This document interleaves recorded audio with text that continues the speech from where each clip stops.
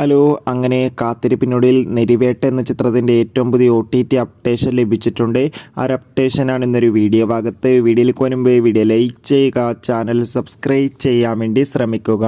ടൊവിനോ തോമസ്, സുരാജ് എന്നൊക്കെ പ്രധാന കഥാപാത്രങ്ങളായ ചിത്രമായിരുന്നു നെരിവേട്ട. ചിത്രത്തിന് അത്യാവശ്യം ഒരു വിജയം സ്വന്തമാക്കാൻ വേണ്ടി സാധിച്ചിട്ടുണ്ടായിരുന്നു.